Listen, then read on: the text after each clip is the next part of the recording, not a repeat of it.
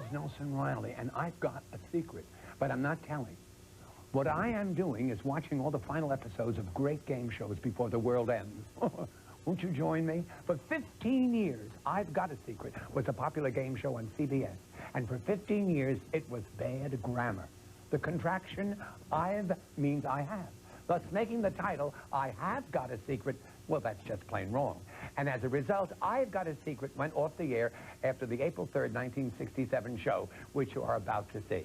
Now, here's our wonderful Steve Allen, albeit grammatically challenged, I've Got a Secret. Lynn Redgrave, and I've got a secret. I've Got a Secret, brought to you by Tegrin, the new medicated formula for psoriasis sufferers that gives three-way relief from the symptoms of psoriasis. From New York, here is I've Got a Secret, starring Steve Allen.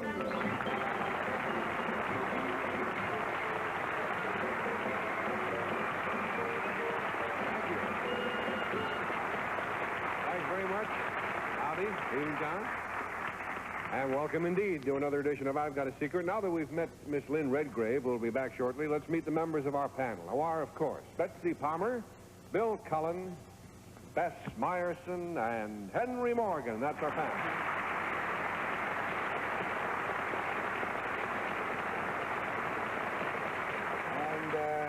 Now it's time to meet our first contestant tonight, who happens to be way up there on about the 8th floor. Are you going to come down? I guess not. I'll probably have to go right up to you.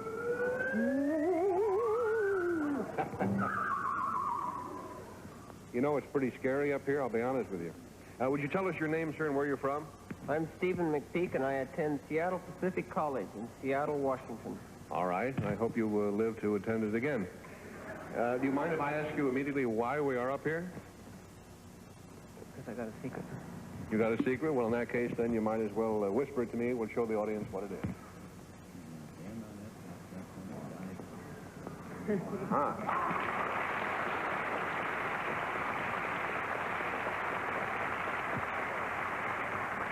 Well, the clue to Mr. McPeak's secret panel concerns, of course, why he's up here, and we'll start the game, and let's make it a quick game panel. I'm not too thrilled to be up here.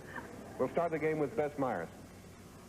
Steve, is anything going to happen to any of the partitions that are visible to us? Are they going to open up in any way? No. I see. Now, are you going to, there's a pole that protrudes. Are you going to shinny down the pole? No. You going to come down the ladder? No. Are you going to, at any point, not have your feet on anything? You're going to be suspended? No, I mean, you're not going to dive. There's no water in that tank or anything, is there? $20 down, 60 to go. Henry Morgan? Steve, does the ladder move? No. I hope not, for both of our sakes. Are you going to remove yourself from where you are now? Yes. Are you going to end up on the ground? No. Are you going into that thing? No. Well, when you move, are you going up? No. Let me do the first question again. Are you going to move from where you are now? Yes. Are you going to get in with Steve? No, you're going to get even with Steve. And $40 down. Betsy. Stephen, do you use that pole, the red pole next to you, for balancing purposes? No. Is the pole stationary? Yes, the pole won't help you. I'll give you a little help. The pole won't help us. Do you have something hidden and or concealed behind this paneling? No. That you're not just going to sit there like that, are you? This is our secret. We're sitting here like two idiots. Are you going to do something on the swing with are you going to swing with Steve? No. No, baby. I don't know about that, Steve. Let's see. Does it have to do with the ladder? No. $60 down. Big Bill Cullen. Steve, if that's that structure there isn't hiding anything, why is it there? I mean, is there a reason for it being there? It was the only way he could get up here. You mean I had the swing. Were you giving him a lift, for heaven's sake? You mean you built that whole thing just to get up there? That's right, believe it or not. And you are going to move from where you are, Steve. Yes, Neither up nor down, Oh, he is going to move. yes. but not up or down. Correct. So he's going to move Right. sideways. He's going to spin around on something up there. And faint. Yeah. Yes, he is going to move around. He's going to walk on air. No. Well, this is quite a tough one. When you see what Mr. McPeak has brought with him, panel, you'll understand just why he has to be up here. Gentlemen, will you bring in the object to which I refer? There it is. It's the world's tallest unicycle.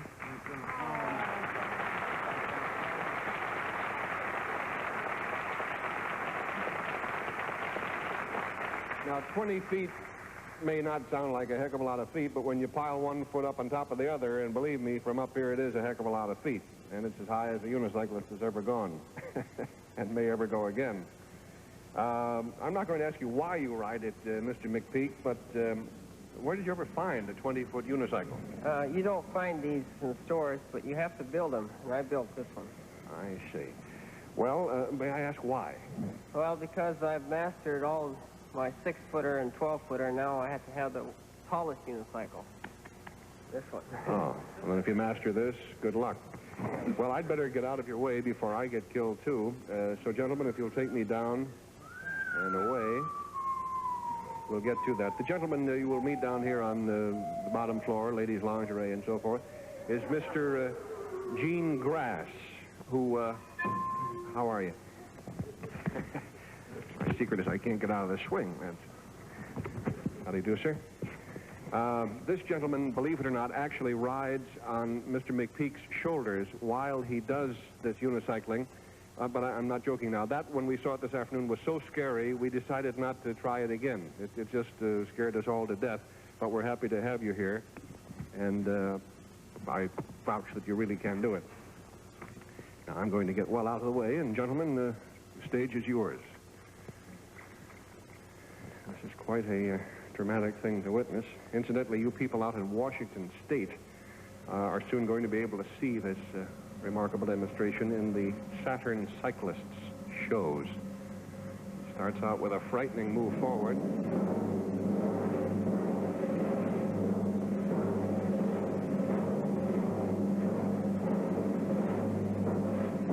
Now he stops. Wow. And he really can do that with the other gentleman on his shoulders. Well, we don't want to let him.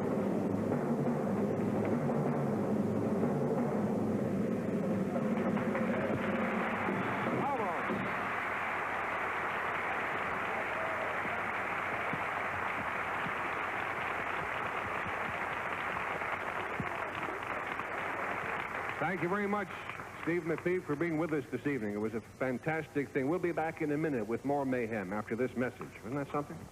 Lindsay never... Got little pieces of rope all over my slide. Now may we have our next contestants, please.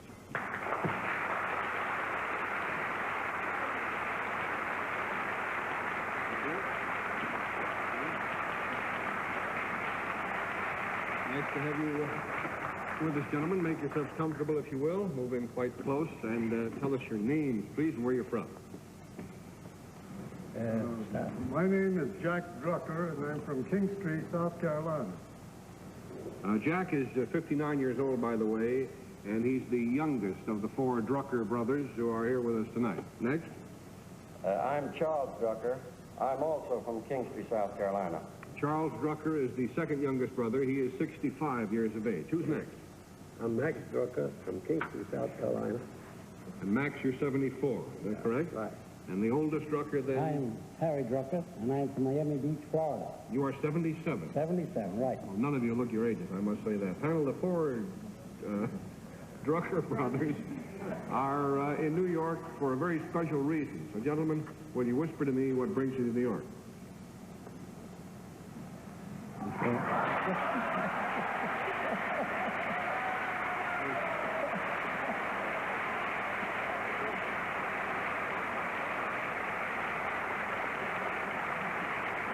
The clue to these 4 gentlemen's secret concerns the reason that they're in New York, of course, and we'll start the game with Bill Cullen. From years of listening to audiences laugh, I get all kinds of messages from the laughter there. Does the reason you gentlemen are in New York have anything possibly to do with ladies? Yes.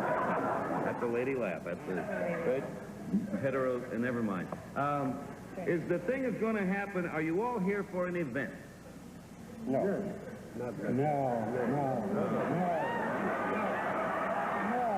They got a little family fight. Well, it depends on what you mean by an event, you know. Well, I mean like a ceremony of some kind. No. It's going to be very unceremonious what goes on. It's going to happen to Harry. First of all, is something going to happen to one or all of the Drucker brothers? I hope not.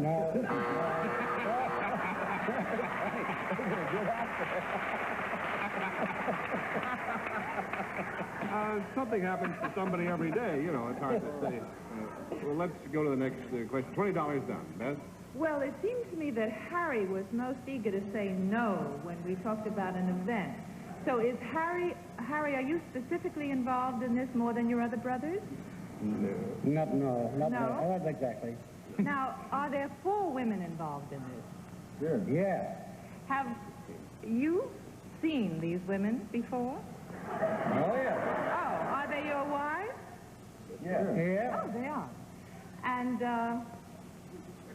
I thought maybe you were all here for blind dates. Interesting guess. $40 down. Henry Morgan? Did you bring your wives with you? Yes. Yeah. Well, have fun.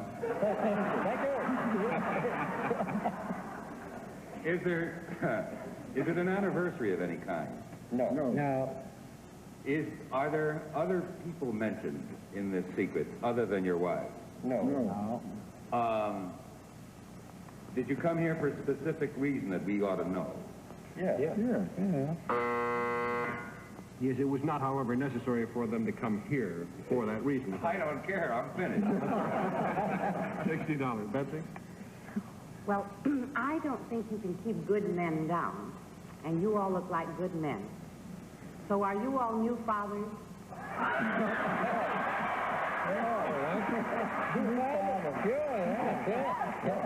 Harry says yes. Harry said yes. No? Are you all new husbands? Yes.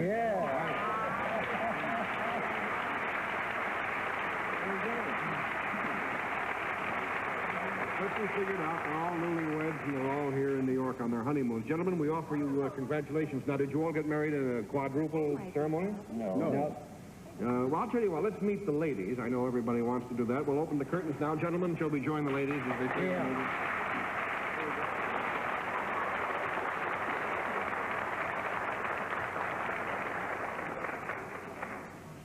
Dearly beloved, congratulations to all of you. Now, let's see, which of you got married first? We did. Group on the end. This is Charles Drucker, and you are Helen Drucker. Do you think you might have inspired the other Druckers to get married? I don't know about all of them, but maybe these with sisters.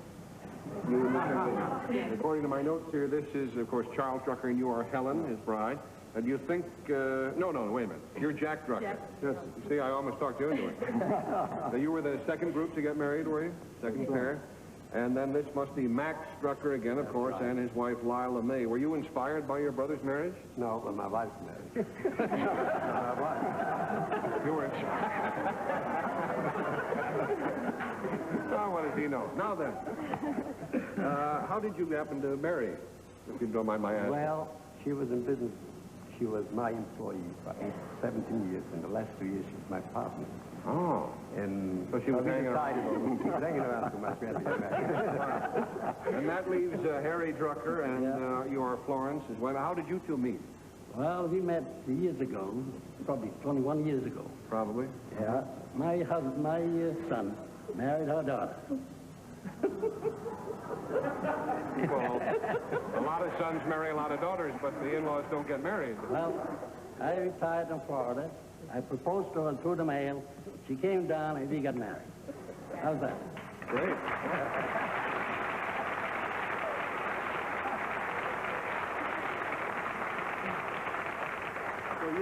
you're not only husband and wife, but you're also in-laws. Yes. And Charlie and Jack are brothers and brothers-in-law because they're married to sisters. That makes the girl sisters-in-law because Charlie and Jack are brothers. Would you all repeat that, please? No, I can't. Well, congratulations to all of you and many happy returns. Thanks for joining us. Thank you.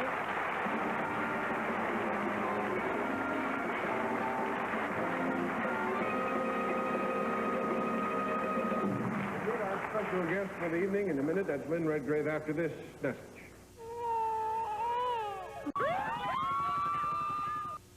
Now, as advertised, it's time to meet our special guest for the evening. Recipient of the Golden Globe. It'd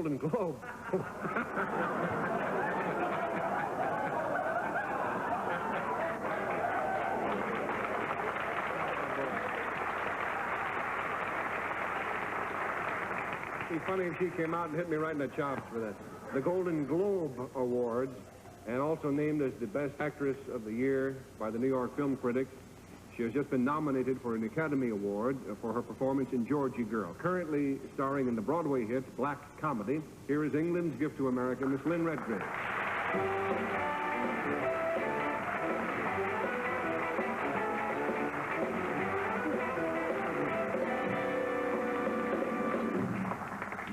Gloves. There's a sports thing in this country called the Golden Glove. Oh, I see. Or there used to be. I don't know. All right, then. Now, is Black Comedy your first appearance in front of American audiences? Yes, it is indeed, yes. Yes. Do you find that there's much difference between an American audience and a British audience? I think there is quite a lot of difference. To go into it would probably take too long, but I think audiences in different towns in any one country vary an enormous amount, and so from country to country they vary even more. And this is a great talking point usually with actors. Indeed. About who have played Broadway and London, and we sort of chat away and discuss. Well, we've done a little chatting about that point ourselves, Ms. Redgrave, so we're going to try a little experiment now based on that idea. Before the program tonight, we selected 100 people here in our studio audience as a representative group. We gave them a questionnaire to fill out so we could get some information about them so that we could compare the results with a similar survey that we took with the television audience in London. Now, in other words, we do have the chance to somewhat scientifically compare two audiences of different nationalities. Yeah. I have the American results here. Do you have the results from Britain? Yeah. Fine. Well, panel, here's what we want you to do. We'll divide you into two teams. Let's say Betsy and Bill against Bess and Henry. Lynn Redgrave will give you the results of the survey of our American audience. And using that as a guideline, see if you can guess what the English audience answered to the very same questions. Lynn, let's start with the first question. Right, well, we asked this studio audience, have you ever flown in a plane? And out of 100, 75 said they had. So, of the same question to 100 people in a TV studio in London, how many do you think answered yes? And would you arrive at one answer, of course, for each team? We both work on it? That's British. You work as teams and arrive, if you would, at one answer. 75 is American. Oh, okay. Bill and Betsy say that it's... We think it's less, but we don't know how many less. But I think Could we meet you later after the show, perhaps? Yeah. Get some kind of an answer. They live, you know, in Europe, and they do fly from country to country so much easier. They may tend to fly a little bit more than we do. Bess and Henry, Not that much later. I think Betsy and Bill think we never got on an airplane. Does anybody have an answer? Yes. Henry has, yes. Bess and I have disagreed. No, but we've agreed to agree. She says 35. I say 25 for the answers from a typical American studio audience. You want to say 30, an average? So we say 30. Okay. For an English studio audience. English. Betsy and I disagree, too. But I wrote down 67. All right. I don't know what it means. Nothing. Is it percentages or how many people? How many out of 100? Out of 100. Comes out the same. Percentage, yeah. And the answer is... The answer 40. is 56. Oh. Oh, well, we're close. Yeah, you were good. So that's about That's not any we're a bit closer. 36 men and 20 women. Yeah. Yes. Okay, what's the second question? Well, we asked this audience, have you ever been to England? And 23 people said they had. We asked 100 people in England, have you ever been to America? So we'd like the answer. Betsy and Bill are putting their heads together, as are Bess and Henry. All right. And what do you say, Bill? We say 15. Betsy is giving me a break. It's 15. How many percent? And the other team? Difference here. It doesn't make it into the percentage or number. Other teams. Our difference is pretty dramatic. I say 8 and Bess says 18. Who are you going to choose? 8 or 8. We could split it down the middle and we'll take 18. Well, you were all wrong again. 5. Said they'd been I should have stuck with my 8, shouldn't I? Yeah, it Yes. would have been much better. Well, we're not winning 3 anything. men and 2 women went to England, America. Fine. Now, this one's kind of a good question. We asked this audience, did you go to church last Sunday? And 47, probably lying, said they did. And we asked the same question of 100 people in England, all honest, upright Britishers. So we want their answers, please. How many here? 47? 47 out of 100. here in the United States. Yeah, But they don't have anything else to do. that's right. Okay. Ready? We just talked it over and decided that you lying British said 65. What do you say, Bill? And we think London is not much to do on Sundays, so 80 we took. This is an interesting answer. Well, you've not been in London or England for a long time, because 5 people went.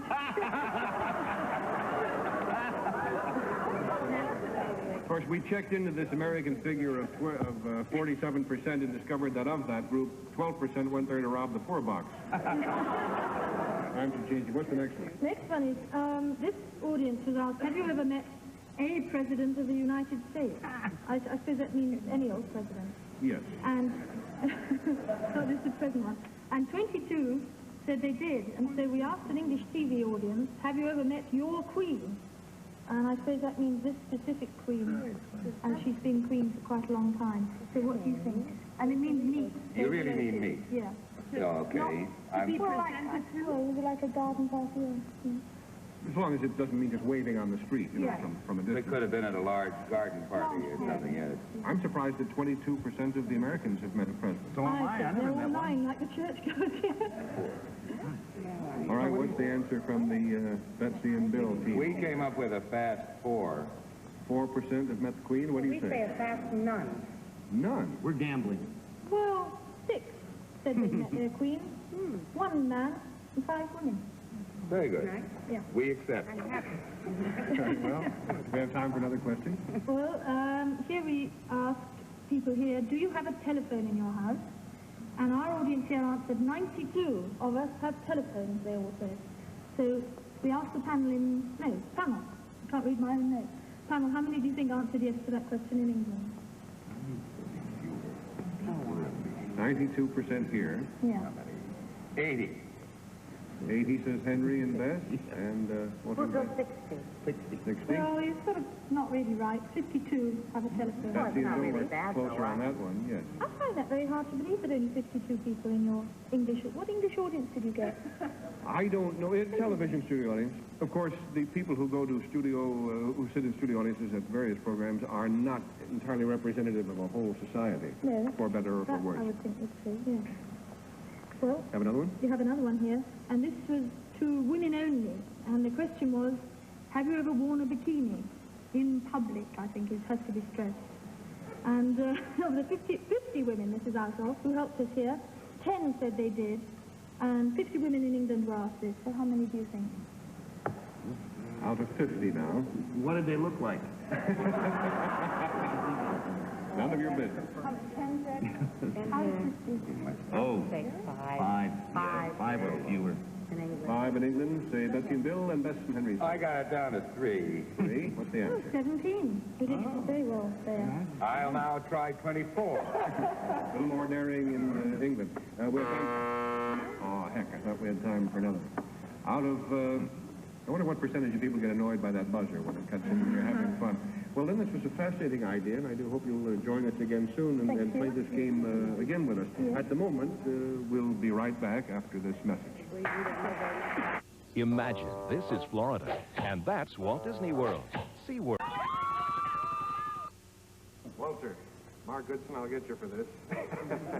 Oh, hello there, folks. Say, that wraps up I've Got a Secret for tonight. As a matter of fact, it wraps up I've Got a Secret. This is our 15th and final season on the air, and this, of course, is our final program. So for all of us here around the old campfire, meaning Betsy Palmer, and, of course, the ever-popular Bill Cullen, and Bess Meyerson, and Henry Morgan. And if any of you incidentally care to make any statements, I think now would probably be as inappropriate a time as I can think of. Well, just remember that when you close the door, a new one opens, each and every one of you. And I would like to say thank you to all the people out there who have made my life so happy these last 11 years. I'll see you around. And I've been on 15 years, and I haven't done one moment's work. I admit that. And I apologize for stealing the money. Sorry about that, Mark. And it's been glorious fun, and I think that we've enjoyed it as much as you have, I hope. I had a nice time. We all did indeed, and we're very indebted not only to our fine audiences over all these years, but to the wonderful people that you don't see on camera. The staff and all the members of our production team have worked so hard that we have the easy part here on the air. They work hard all week to put it together. It's been great fun working with all of them. Good night. We'll see you soon. The Commerce Gown by Stavropoulos.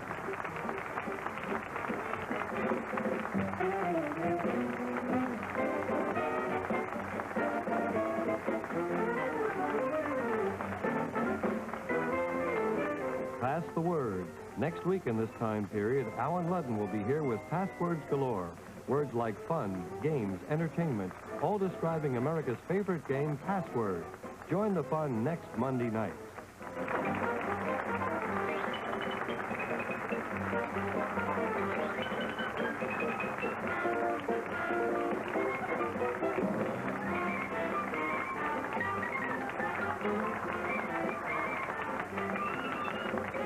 This program was pre-recorded. This is John Cannon speaking.